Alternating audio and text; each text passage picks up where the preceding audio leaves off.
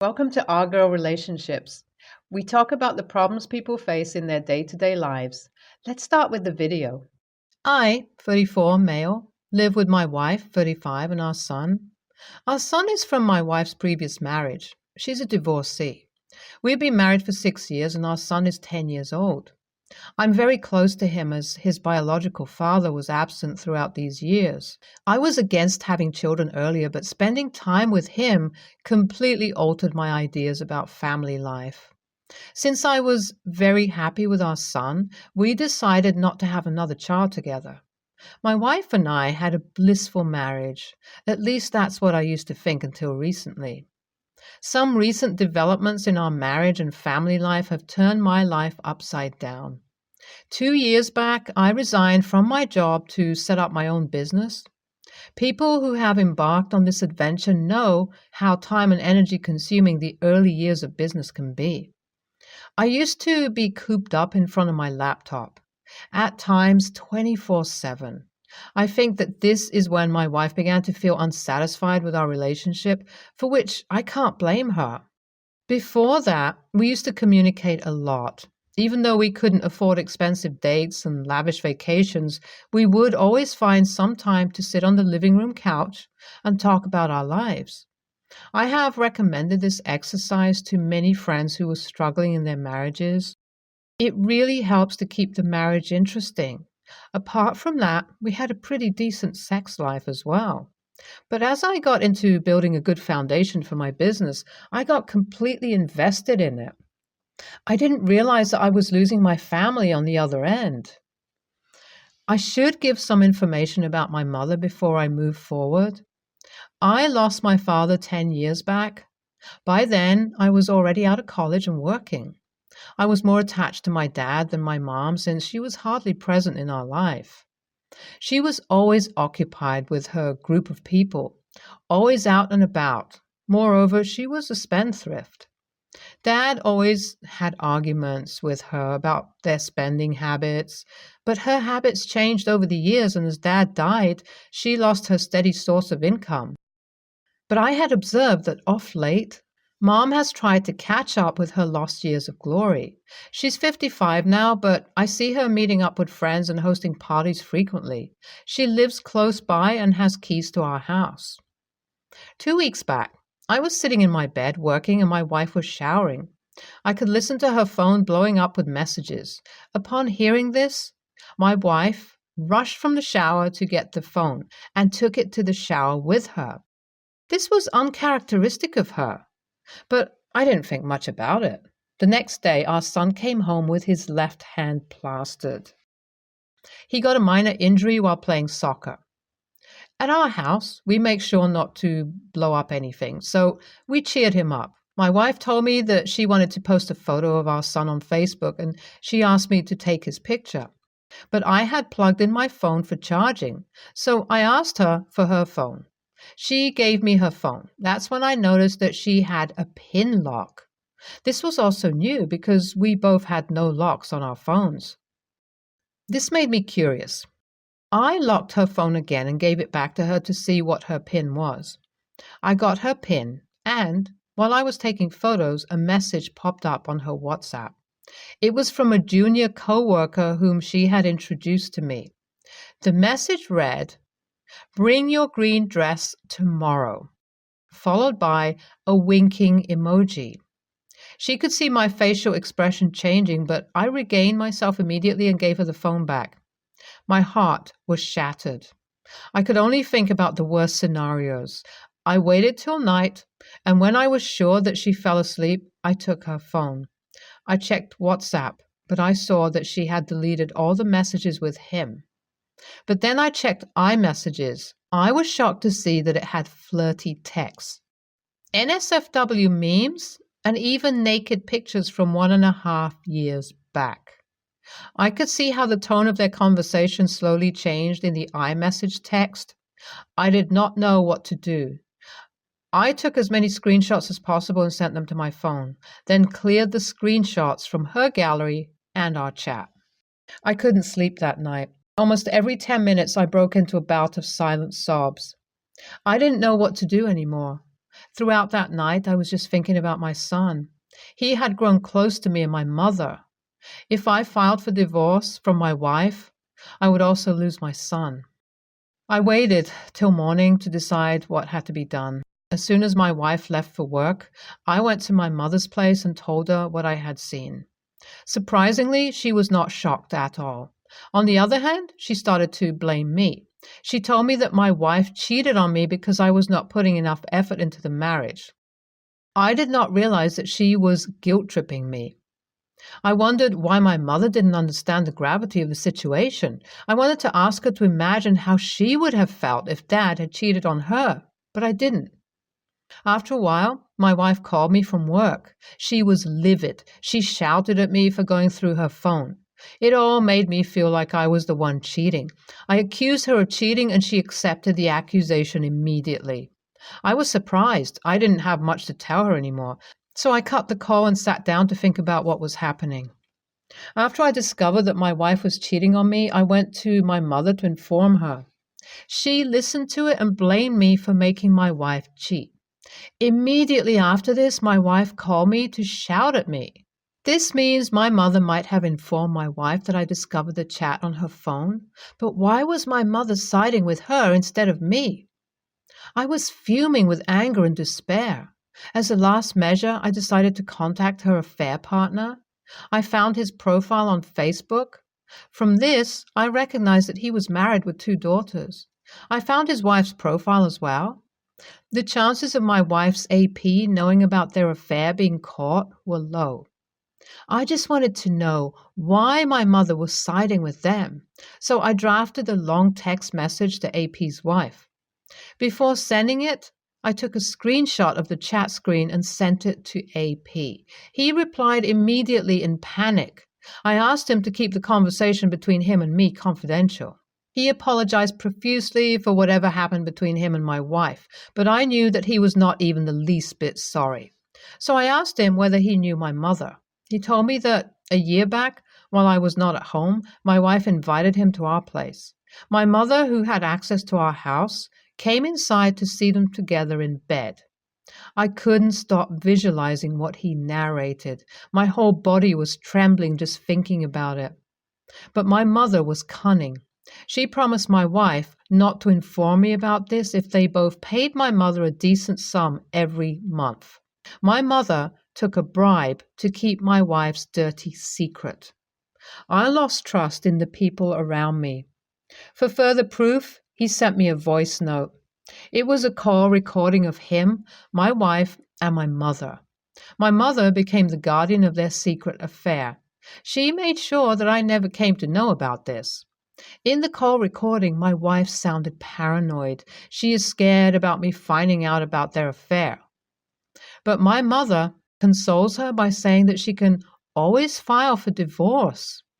But since I had legally adopted my son, my wife was scared whether I would win the custody battle somehow. Though the chances of it were low, I knew that this was just my wife panicking. My mother then revealed to her that she can fight in court that I'm mentally unfit to take care of a child. I attempted suicide while I was in high school. I had never had any mental health issues before that. Even after that, I had led a pretty normal life, but I saw the evil side of my mom. She was ready to use this in court in case a custody battle happened over our son.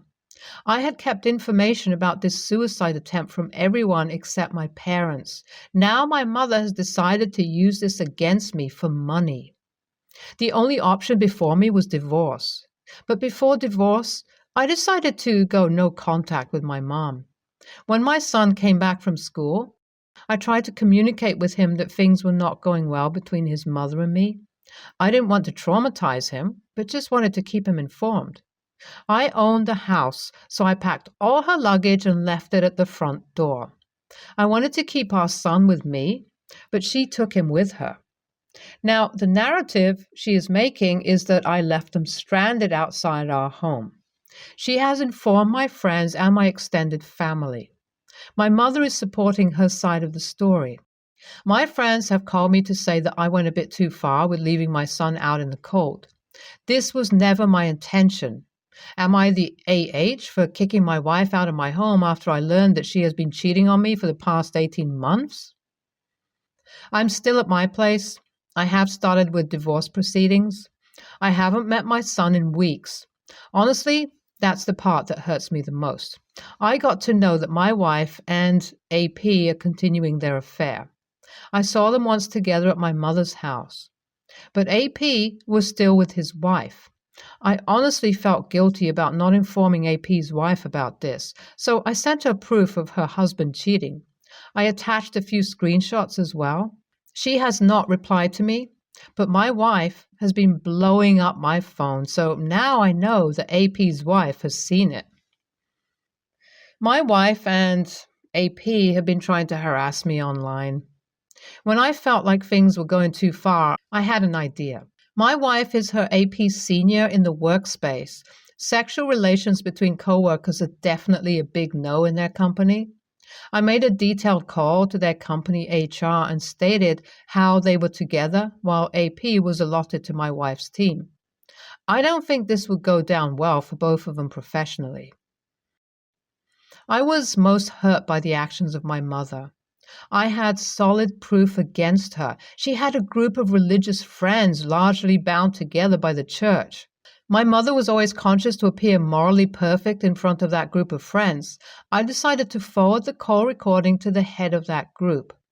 I have no doubt about the repercussions. She will be ostracized. NTA, cheaters gonna cheat. You did what was beneficial for your mental health. No judgments here. NTA, she took the child outside, not you. You were ready to shelter the child for as long as he wanted. So it was clearly her act to buy sympathy from people. My aunt and cousin, 10 male, Andy, live close by and are frequent visitors to our home. Andy and I are close since he was just a toddler. He would spend lots of time in our house, so it's not an exaggeration to call him my brother. The problem is that my aunt has zero awareness about what it takes to watch Andy despite how much I love him. She would drop by and leave him in our house even if I tell her I'm studying and can't watch him. She would tell me it's better to have someone with him in the house than no company at all, and that I don't need to watch over him as he can fix himself a sandwich or order something himself, and he has her phone on him so he can just watch something. She always just takes her purse and abandons him there, regardless of how I object. If Andy really sticks to the phone and doesn't disturb me, that would be fine. But he doesn't, and he shouldn't. He's so young. He can't stay glued to a screen for 8 consecutive hours, and I don't blame him one bit for that. I complained to my mom multiple times about this, and she would shut me down too. So I came up with the idea that whenever my aunt came over, I would shut myself in my room and tell Mom to tell them I'm not in the house. That way, Mom doesn't have to get into a conflict with her sister and I don't get inconvenienced. Win-win. My mom resisted at first, but was on board later. This time, though, when my aunt came over, I could hear yelling as though an argument was going, and then my aunt came knocking on my door while shouting that she knows I'm in there, followed by my mom also telling me to just get out and that I caused her enough trouble. I walk out and there's a storm of berating, first from my mom and second from my aunt. I know my mom was berating me like that to appease my aunt, but it still hurt. And I also lashed out at her that she was sacrificing her own daughter for her sister. When Mom saw me like that, she apologized to my aunt and told her she'll deal with this and walked her to the door and then went back and asked me what I expected by avoiding her for several weeks like this, and that she would start asking questions eventually. I was upset and refused to answer her anymore and have been cooped up in my room since then. No mood to attend classes either. AITA for acting like this?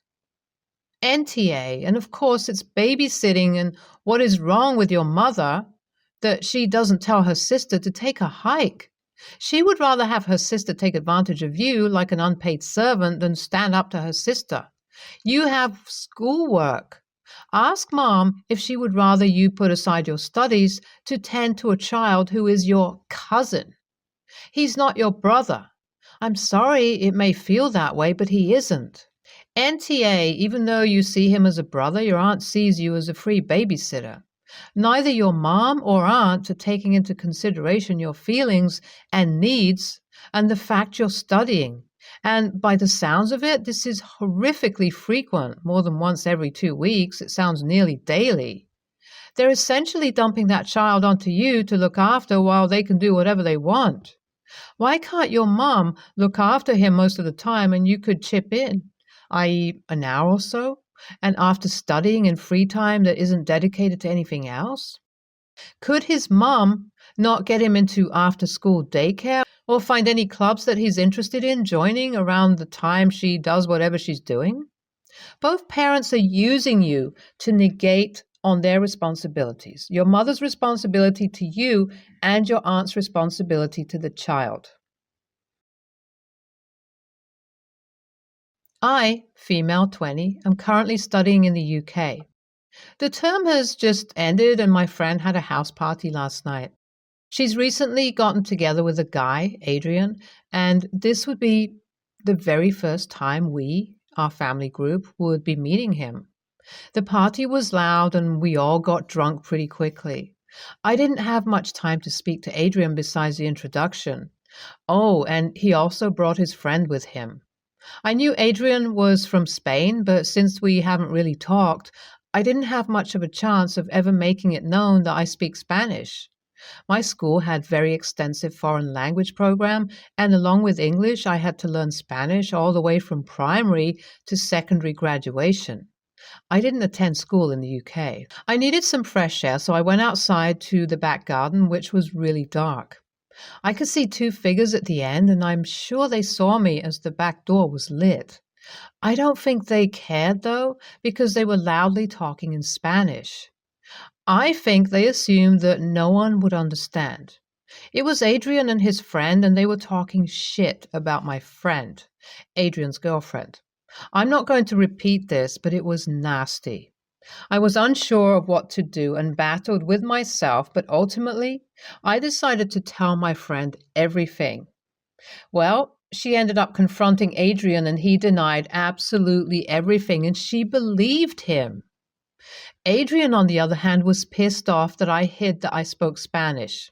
I didn't. And said I was an a-hole for not saying it when we were introduced, and it was a dick move to hide it and then spy on him. I told him he shouldn't have said those things, or at least be quiet because he doesn't know if anyone might be listening. He called me a bitch, and my friend kicked me out. She's still angry with me, and he made an online post complaining about me hiding the fact that I speak Spanish and that I had no business speaking it anyway. Basically being really nasty.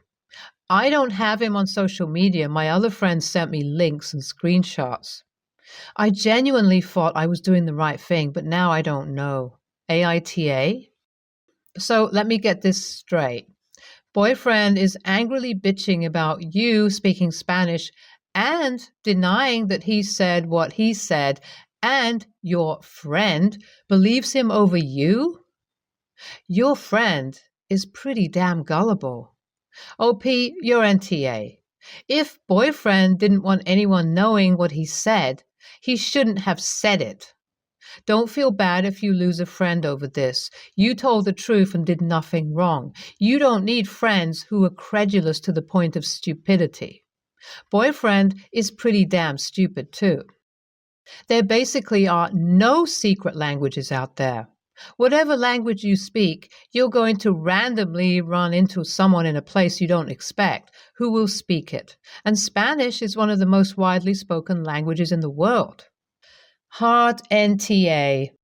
You're a good friend and a true girl's girl. You owe absolutely nothing to Adrian, or anyone for that matter. He is not entitled to explanations or any personal information about you, including how many languages you speak. The only reason he's throwing a hissy fit is because he got caught. He's clearly a nasty, toxic manipulator, and your friend is seemingly not only oblivious to that, but she's also wildly ungrateful and nasty herself. Reconsider this friendship, because while you were sticking your back out for her, She was ready to stick a knife into your back. She watched as he called you out of your name and didn't hesitate to leave you to fend for yourself before harassing you online. Anyone who doesn't appreciate what you did doesn't deserve your friendship. NTA, your responsibility is to your friend. You did the right thing. You also don't need to lead a conversation with a full breakdown of the languages you speak. Adrian's false umbrage should be a red flag here. It's not on you if your friend refuses to see it.